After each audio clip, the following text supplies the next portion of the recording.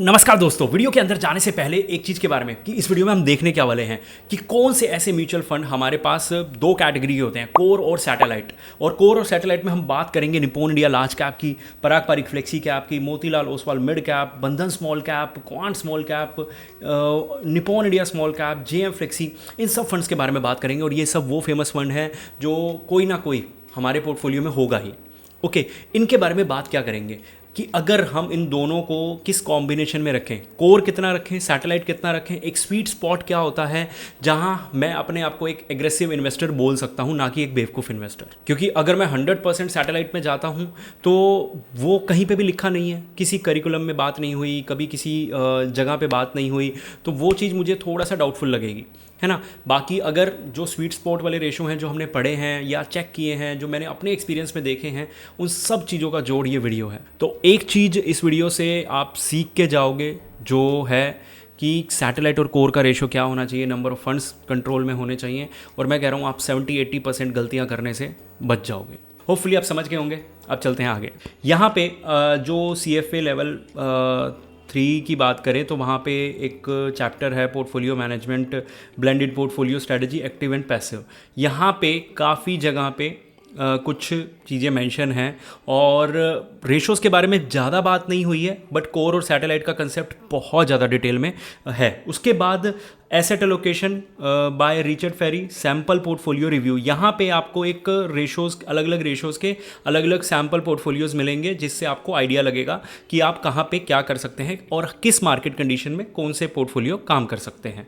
NISM और सेबी की literature में यहाँ पे काफ़ी जगह अवेलेबल है। इसको मैं ज़्यादा तवज्जो इसलिए नहीं दे रहा क्योंकि ये मैंने खुद पढ़ रखा है, और खुद पढ़ रखा है तो इसलिए तवज्जो क्यों नहीं दे रहा, क्योंकि मैं नहीं चाहता कि आप ये चीज़ें ये सोचें कि मैंने अपने आप से बनाई हैं या मैं आपको अपने एक्सपीरियंस से बता रहा हूँ।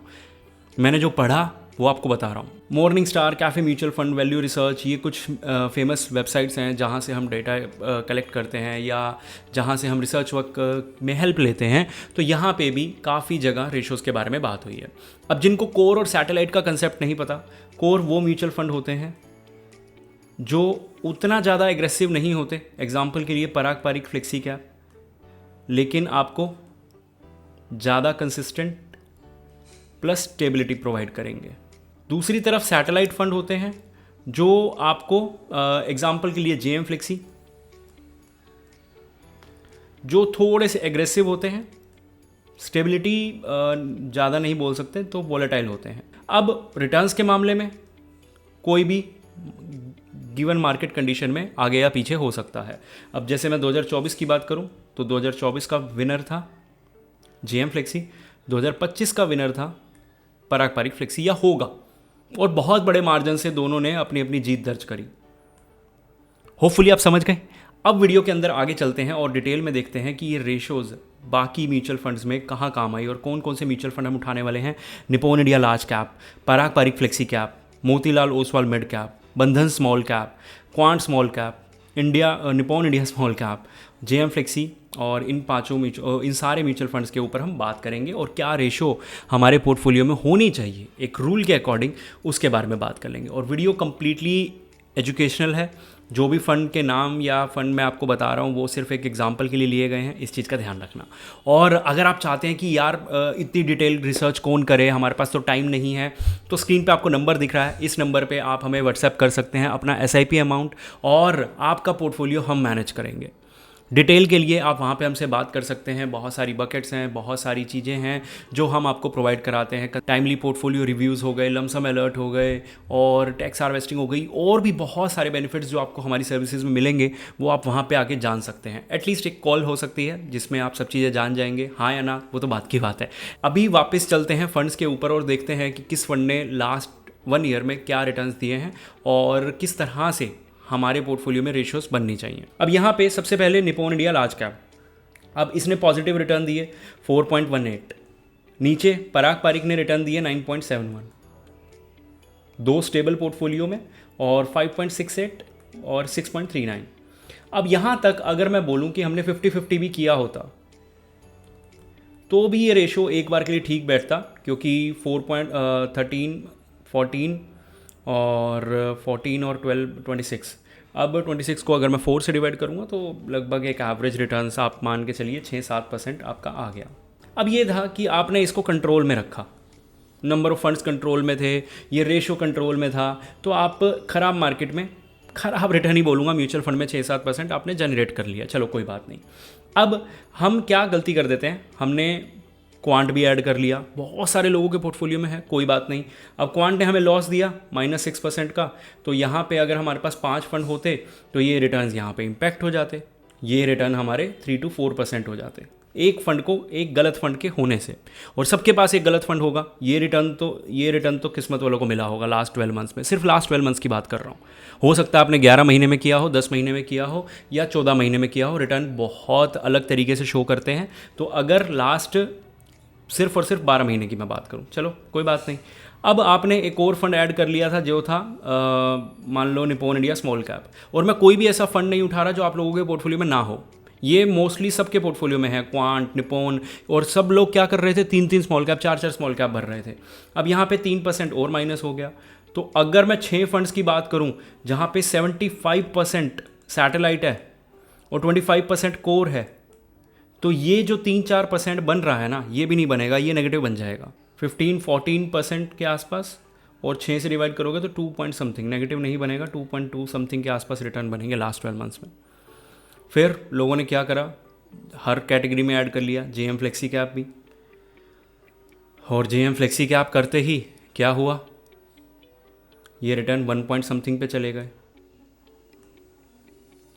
अब प्रॉब्लम कुछ नहीं है, ऑब्वियस ही बात है, ज़्यादा वॉलेटाइल जाओगे, ज़्यादा चीज़ें घुसाओगे तो रिटर्न्स इम्पैक्ट होंगे ही होंगे। अब यहाँ पे कुछ चीज़ें समझने वाली हैं, वो चीज़ें समझो। सबसे पहले हमने ये देखा कि सैटेलाइट में रिटर्न्स जो हैं वो इम्पैक्ट होंगे जब मार्केट गिरेगा, और ज़्यादा होंगे, नॉट ए प्रॉब्लम। अब इस चीज़ को मैं प्रॉब्लम क्यों नहीं मान रहा, ठीक है, बात है, हमारे लिए कोई दिक्कत वाली बात नहीं है, ओके। और स्टेबिलिटी नहीं होगी, कोई बात नहीं। अब यहाँ पे क्या होगा, जब सेकंड बुल रन आएगा आपके दौर का, तो यहाँ पे होगा क्या, सेकंड बुल रन में 4 आपके पास सैटेलाइट है, 4 में से 2 रिकवर, 3 रिकवर करेंगे, या 1 या 3 नहीं करेंगे। ये आप अब आगे बुल रन आएगा ना, सेम फंड जो पिछले बुल रन में चल रहे थे, क्या वो सेम फंड चल पाएंगे, इस पे एक बहुत बड़ा क्वेश्चन मार्क है। और ये चीज़ हम प्रूव करेंगे रिसर्च के साथ, अभी तो मैं कुछ नहीं बोल सकता। ये चीज़ हम आगे आपको रिसर्च वर्क के साथ बता सकते हैं कि अलग अलग बुल रन में अलग अलग क्या रिटर्न्स जनरेट हुए हैं, और दोनों बुल रन को कंपेयर कर सकते हैं नंबर ऑफ फंड्स के हिसाब से। जो 4 फंड पहले चल रहे थे, क्या वो नेक्स्ट बुल रन में चल रहे हैं, 10 कोर फंड मतलब इस बुल रन में चले, 9 अगले में चलेंगे, या फिर 9, ये रिसर्च बताती है। उसके बाद 10 अगर सैटेलाइट हैं तो 5 अगले में चलेंगे, ये भी रिसर्च बताती है। और अगर आपको इस रिसर्च में डीप पे जाना है, क्योंकि मुझे पता है इस यहाँ तक वीडियो में वो लोग आए होंगे जो सच में कुछ सीखना चाहते हैं, क्योंकि जिनको नाम जानने हैं, जिनको चाहिए कि सिर्फ मुझे इतना तो डिटेल में मुझे समझ ही नहीं आता, वो ऑब्वियस सी बात है, वो फिर उनका कमेंट मुझे पता है क्या होने वाला है। तो ये उन लोगों के लिए था जो बिल्कुल डीप में रिसर्च करना जानते हैं कि कोर और सैटेलाइट का जो एक जनरल रेशो बनना चाहिए, वो मैक्स टू मैक्स, अगर आप 70-30 भी बना रहे हैं ना, सॉरी 30-70 भी बना रहे हो या 70-30 भी बना रहे हो, तो कोई भी मतलब ये नहीं बनता कि ये वाला पोर्टफोलियो आगे निकलेगा या ये वाला निकलेगा। लेकिन हाँ, अगर आप बिल्कुल बेवकूफ़ी करके इधर 80-90% भर लोगे, तो यहाँ पे आपके पोर्टफोलियो में एक रिक्वायरमेंट आएगी हाई चर्निंग की, जो कि पॉसिबल नहीं है। चीज़ें इतनी हाई चर्निंग करना कि हर साल में 2 फंड चेंज कर देना पॉसिबल नहीं होता, इसलिए ये थोड़ा सा प्रैक्टिकल नहीं है।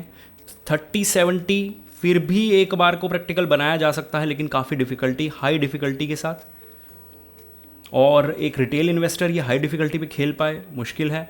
40-60 थोड़ा सा रियलिस्टिक हो जाता है, डिफ़िकल्टी लेवल स्टिल हाई है, बट यहाँ पे मैनेजेबल है। और जितना भी मैंने आपको सब बताया रूल्स रेगुलेशन के हिसाब से सब चीज़ें बताई, अपने मेरे एक्सपीरियंस से 40-60 जो एक स्वीट स्पॉट है, मैक्स टू मैक्स आप जाना चाहें 30-70 एक स्पॉट हो सकता है, लेकिन वो भी सिर्फ कुछ सिनारियोज़ में। ओके, बाकी जो भी मैंने आपको बताया सिर्फ और सिर्फ एक तरह से आपको समझाने के लिए, कोई फ़ंड वगैरह कुछ एडवाइजरी नहीं थी। होपफुली आप समझ गए होंगे। मिलते हैं अगली वीडियो में।